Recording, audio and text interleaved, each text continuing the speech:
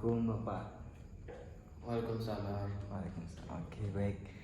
Eh, di sini Bapak datang ke sini bareng keluarga atau sendiri ya? Dengan keluarga. Oh, dengan keluarga. Baik. Tadi dari perjalanan dari rumah apa dari mana Pak? Iya, dari rumah. Oke, dari rumah itu ke sini naik apa Bapak? Naik motor. Oh, naik motor. Oke. Sebelumnya saya mau bertanya Pak. Eh, Bapak ini datang ke sini dari atas rujukan atau keinginan sendiri untuk konseling? Keinginan sendiri, Mas. Oke, keinginan sendiri. Oke, sebelumnya perkenalkan saya Iis Rizal Fahmi selaku konselor di YPMI Pharma. Nah, dari 15 menit ke depan saya akan memandu jalannya program proses konseling ini dari awal hingga akhir untuk membahas mengenai dari asesmen, diagnosis penyakitnya, terus untuk intervensi, monitoring dan evaluasi gitu ya. Jadi nanti di 5 menit pertama kita bakal mencari tahu gitu problem atau masalah yang Bapak hadapi itu apa aja. Nah 10 menit terakhir nanti untuk pemecahan masalah dan mencari diet yang tepat untuk Bapak gitu ya. Oke, sebelumnya Bapak punya gejala penyakit apa gitu Bapak? Asam urat. Oh, asam urat. Kalau pagi-pagi itu kalau mau bangun dari tidur atau mau aktivitas itu tulangnya rasa sakit. Oke. Terus dari asupan mungkin asupannya gimana? Biasanya kalau sarapan makannya sama apa Pak? Yang manis-manis. Yang manis-manis. Kayak contohnya apa? Kayak kue yang kue jajan itu. Yang makanan berminyak juga. Kalau makannya itu apa biasanya? Kan itu kalau selingan ya, kayak jajanan gitu. Iya. Kalau makan itu apa makannya? Biasanya kalau pagi itu sambil minum teh. Nasinya pakai nasi ya? Pakai nasi apa? Iya, pakai nasi. Nasi itu lauknya apa aja lauknya? Lauknya kadang bervariasi. Kadang lauknya ayam, kadang sayur-sayuran, kadang ada juga daging. Oke. Nah, jadi kan sesuai dengan penyakit Bapak tadi ya. Jadi Bapak kan mengalami ya penyakit yang kayak asam urat. Nah, itu berarti bisa diatasi dengan perbanyak makan seperti yang tinggi kalsium. Kan kalsium baik untuk tulang tuh Pak. Terus tinggi juga proteinnya, karena protein itu untuk penyokong energi gitu. Jadi protein baik buat tulang dan energinya gitu. Nah, jadi kalau perlu diketahui juga kalau semisal di umur seperti lansia gitu, terus dewasa akhir kayak dari 50 ke 60 itu biasanya dari lemak-lemakan. Kayak tadi kan Bapak makannya yang berlemak juga ya, yang berlemak, yang manis-manis, terus yang asin-asin, yang gurih-gurih itu harus dibatasi gitu Pak. Jadi makannya itu harus sesuai dengan gizi seimbang gitu. Jadi kalau semisal makan pakai nasi, terus harus ada protein hewani tadi ada ayamnya juga, terus pakai protein nabati juga kayak tempe, tahu tauco misal. Terus pakai sayuran, bener sayurannya biasanya apa Pak tadi? Sayur kangkung. Oh, kangkung. Iya.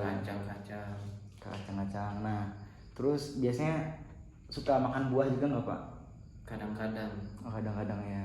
Nah, itu dari buah juga bagus tuh buat pencernaannya biar lancar gitu ya. Nah, terus kan kita udah tahu nih Dari biasanya selain bangun dari duduknya itu sakit, terus apalagi Pak gejalanya? Nafsu makan kadang berkurang Gitu ya. kadang nggak seperti biasanya, yang kadang apa namanya bisa jadi pola makannya itu kadang mood kadang enggak gitu. Iya.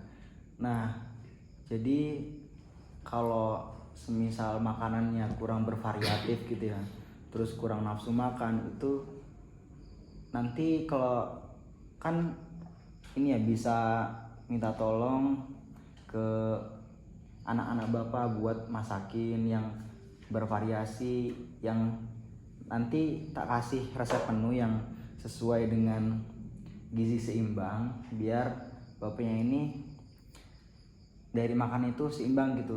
Jadi nggak hanya protein aja, tapi harus ada karbohidrat gitu. Terus tadi kalau semisal kurang menarik gitu dari makanan, ntar bisa dikasih garnish juga Pak. Garnish tuh kayak contohnya dikasih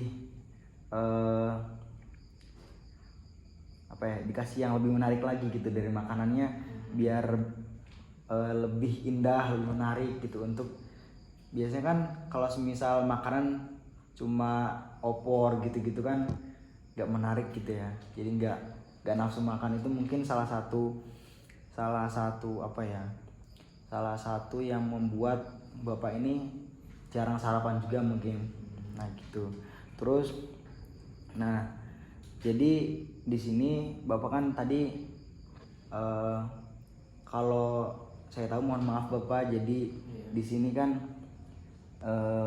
tadi udah tak lihat dari beberapa penyakit yang bapak alami di akhir-akhir ini kan. Pertama tadi kalau berdiri sakit gitu ya, itu mungkin salah satu gejala dari penyakit gastritis kronik gitu. Nah kalau gastritis itu biasanya asam urat gitu.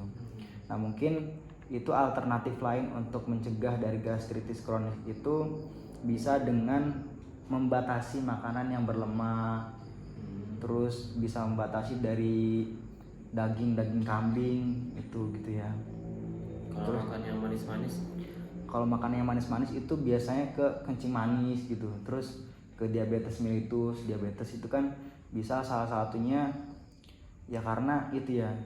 Jadi kalau sarapan atau apa tuh lebih baik dicegah dulu dari minuman manis. Kayak contoh, setelah makan jangan langsung minum teh atau minum susu gitu.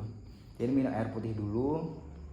Terus kalau habis makan minum kopi itu bagaimana Pak? Kalau makan habis makan minum kopi itu juga nggak disarankan ya. Jadi harusnya minum air putih dulu, ntar ditunggu 30 menit, habis itu boleh minum kopi atau minum yang manis-manis gitu. Itu pun kan kalau semisal udah kalau udah berumur lah, ibaratnya udah dari 30 ke atas, itu harus dibatasi dari asupan gulanya. Nah asupan gula itu maksimal untuk umur 30 sampai 50. Bahkan kalau misal 60 ke atas lansia seperti bapak ini, maksimal tuh 1 sendok makan aja gitu. 1 sendok makan tuh 5 gram gula. Jadi jangan terlalu banyak gitu. Kan khawatirnya itu, jadi biasanya itu nggak terasa di awal, tapi ntar biasanya kerasanya itu seiring berjalannya waktu gitu. Jadi lebih baik mencegah daripada mengobati gitu Bapak. Terus kan berarti kalau tadi gastritis kronik itu kan ibaratnya ya kurangi atau batasi asupan berlemak gitu ya. Jadi nanti tak kasih buku resepnya yang rendah lemak. Jadi rendah lemak tuh bukan mencegah asupan lemak, tapi lebih membatasi dari lemaknya yang semisal 30% jadi 15% gitu. Karena kalau lemak itu kan ada pembagiannya bermacam-macam, ada lemak jenuh, ada lemak tak jenuh, ada lemak mufa gitu. Bagaimana itu? Nah itu kalau lemak jenuh tuh biasanya diperoleh dari goreng-gorengan kayak mendoan itu yang tinggi tinggi lemak gitu. Nah tapi kalau semisal lemak yang tak jenuh itu bisa diperoleh dari kacang-kacangan, juga ada lemaknya Pak, kacang-kacangan. Terus ada juga di alpukat tuh tinggi lemaknya Pak gitu. Jadi kalau mau pesen jus alpukat, jusnya aja, atau bisa dikurangi dari asupan gulanya gitu. Gulanya gak usah banyak-banyak Bu gitu, misal kalau beli gitu ya. Tuh yang pertama kan rendah lemak, terus tinggi karbohidrat gitu ya.